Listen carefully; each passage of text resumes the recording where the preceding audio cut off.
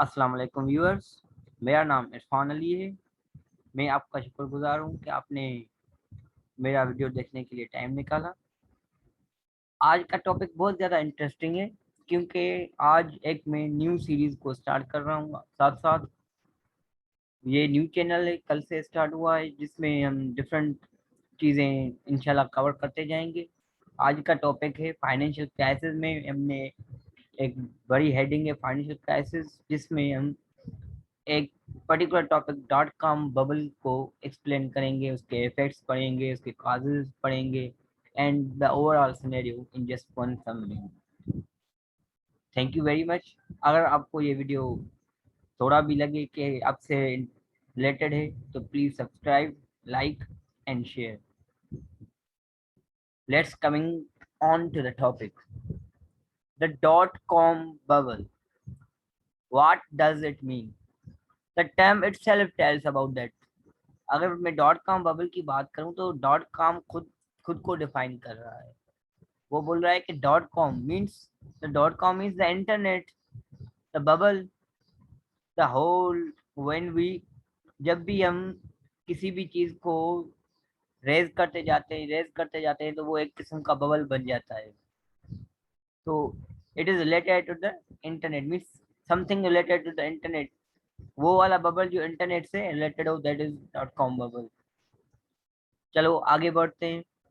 Let's see dot com bubble है क्या। The dot com actually the scenario है जब इंटरनेट लॉन्च हुआ था। आपको याद होगा कि करीबन 90s में इंटरनेट लॉन्च हुआ एंड उसने पीक पकड़ा था 1995 में। क्योंकि the main purpose behind the internet, USA ने जब इंटरनेट को लॉन्च करवाया तो उन्होंने मेन पर्पस ये रखा था कि we will provide security on behalf of internet. सिर्फ सिक्योरिटी पर्पस के लिए इंटरनेट को यूज किया गया, लेकिन 1995 में उनको पता चला कि इंटरनेट से भी और कोई भी काम हो सकते हैं। क्यों? क्योंकि उस टाइम अमेजोन, डिफरेंट और Alibaba stores and different firms भी इंटरनेट के पास आ रही थी, इंटरनेट सोर्स यूज कर रही थी।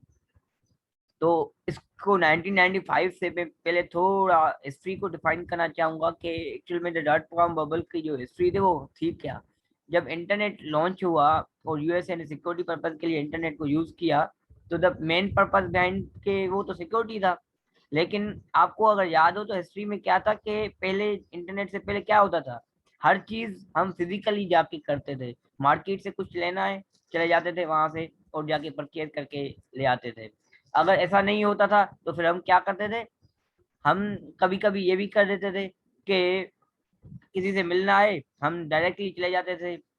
शाम को कोई मीटिंग वगैरह बना लेते थे, भुट्टा वहीं पे सारे फ्रेंड्स बैठते थे और फिर वहीं पे गपशप वगैरह लगाते थे।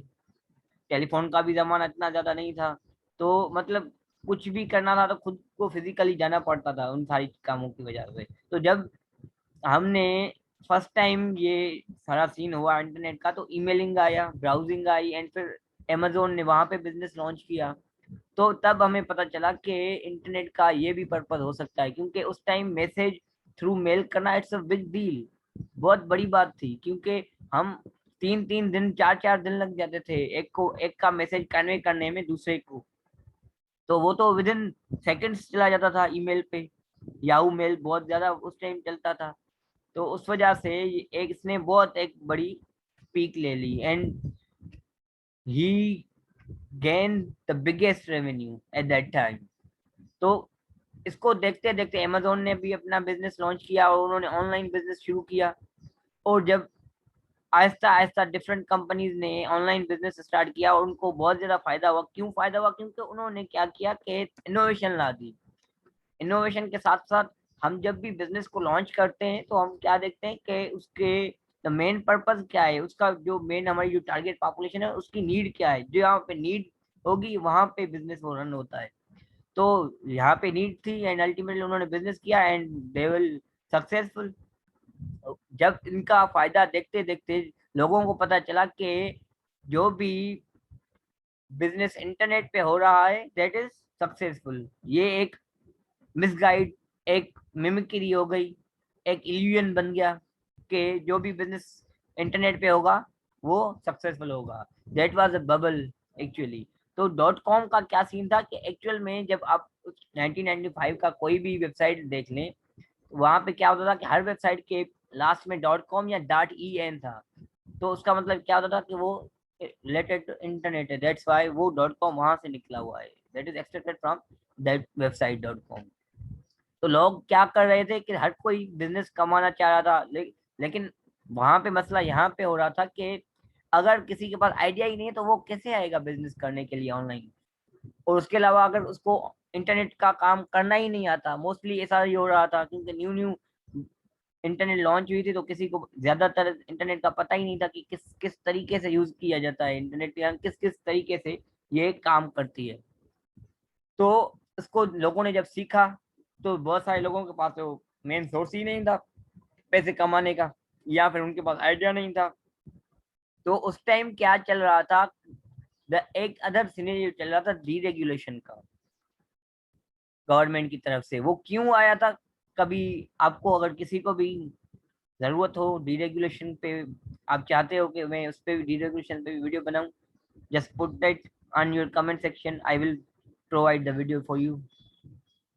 तो क्या हुआ था कि जब डीरेगुलेशंस चल रही थी तो गवर्नमेंट रिलैक्सेशंस दे देती है उनको, इकोनॉमिक जोन्स बना के दे देती है ताकि वो सुकून से बिजनेस कर सके। उन पे बहुत सारी रेस्ट्रिक्शंस खत्म हो जाती हैं, बहुत सारे रूल्स एंड रेगुलेशंस खत्म हो जाते हैं। तो अल्टीमेटली वहाँ पे आईपीओ के जो रेगुलेशंस थे वो खत्म हो गए थे। तो हर कोई, हर बिजनेस वहाँ पे आईपीओ एग्जीक्यूट कर सकता था। तो उन्होंने क्या किया कि जिनके पास आइडिया नहीं था बिजनेस करने का इंटरनेट पे, तो इंटरनेट वाली कंपनियों ने अपने आईपीओ एग्जीक्यूट करवा लिए, वो इनिशिएट करवाए, एंड फिर उसके थ्रू रेवेन्यू जनरेट करने की कोशिश की। वहां से फाइनेंसिंग करते जा रहे थे, पैसे कमाते जा रहे थे। लेकिन एक्चुअल में जो इंटरनेट का वर्थ थी वो तो इंटरनेट की वर्थ थी, एक दो कंपनीज कमा रही थी, बाकी तो सिर्फ डॉट कॉम का सीन था। डॉट कॉम है तो अल्टीमेटली हर कोई यहाँ पे इन्वेस्ट करना चाह रहा था, हर कोई आईपीओ एग्जीक्यूट कर रहा था। कोई भी नहीं देख रहा था कि what is the fundamental analysis, technical analysis company की क्या है, इसकी इंटरनल वर्थ क्या है, इसकी मार्केट कैपिटलाइजेशन क्या है, हमें इस पे इन्वेस्ट करना चाहिए कि नहीं करना चाहिए। तो इट डजेंट मैटर, वो जस्ट डॉट कॉम को देख के जस्ट इन्वेस्ट करते जा रहे थे, करते जा रहे थे। तो एक बबल क्रिएट होता जा रहा था अल्टीमेटली 1995 से लेके आहिस्ता आहिस्ता ये बबल और बढ़ता जा रहा था और ग्रो करता जा रहा था। एंड अल्टीमेटली, क्योंकि बबल को बस तो होना ही होता है अल्टीमेटली, द मेन, ठीक है।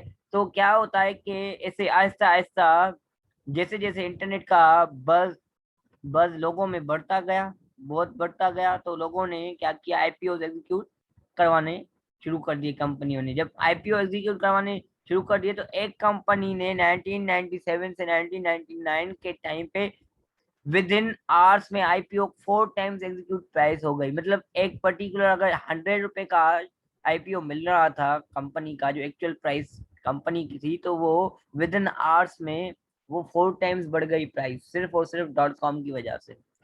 And the real risk behind that doesn't, मतलब किसी को दिखाई नहीं दे रहा था कि एक्चुअल में पीछे उसके साथ क्या चल रहा है, उसकी क्या फंडामेंटल एनालिसिस है।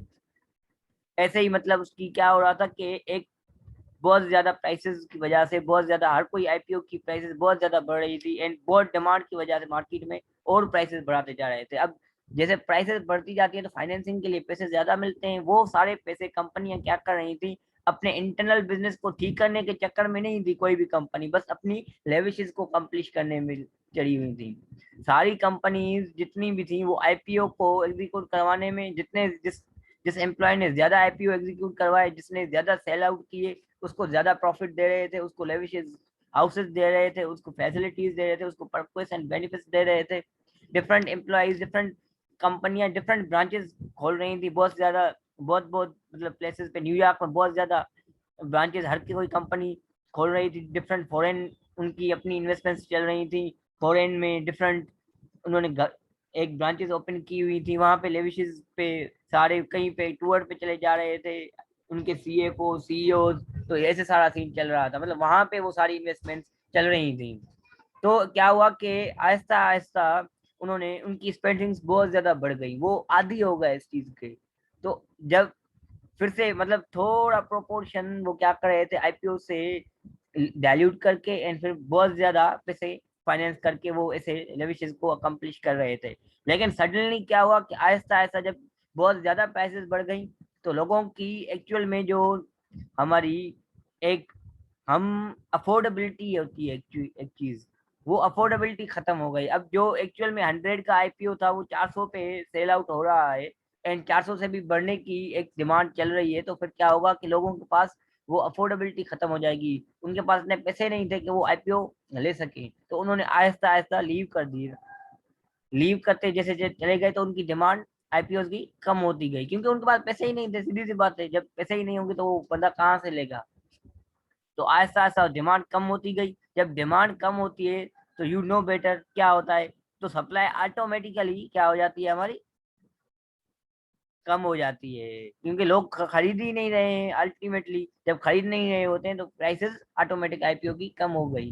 जब इनिशियल पब्लिक ऑफरिंग्स की प्राइसेस कम होती गई तो एक्चुअल में इनके पास फाइनेंसिंग का फंड बहुत कम आना शुरू हो गया। जब कम होना आना शुरू हो गया तो इंटरनली फंडामेंटल एनालिसिस तो थी नहीं ना कंपनी की। तो ये सारा पैसा जो उसके स्पेंडिंग्स में जा रहा था, खर्चे उनसे वो अकम्प्लिश कर रहे थे, वो तो इसी से फाइनेंसिंग से आ रहा था।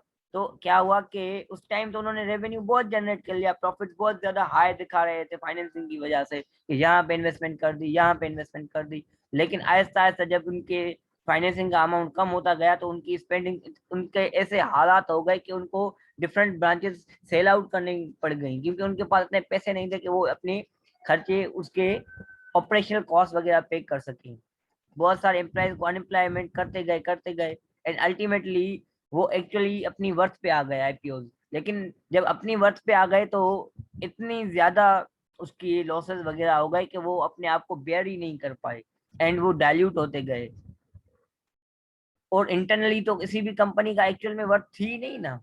तो इस वजह से क्या हुआ कि लोगों ने लोगों को जब पता चला कि इसकी एक्चुअल में वर्थ है नहीं तो लोगों ने वहां से भी पैसे लीव करते गए। शेयर्स वगैरह को जल्द से जल्द उन्होंने ट्राई किया कि अगर सेल आउट हो जाए तो थोड़ा बहुत नुकसान होगा, ज्यादा नहीं होगा। लेकिन वो ऐसा हो रहा था कि शाम में एक प्राइस चल रही थी अगर 400, तो सुबह तक वो 100 में पहुंच जा रहा था। मतलब बहुत ज्यादा डिफरेंसेस क्रिएट हो रहे थे एंड उन्होंने उनकी वजह से वो कंपनियां डूब गई और उस वजह से बहुत ज्यादा लॉसेस हुए।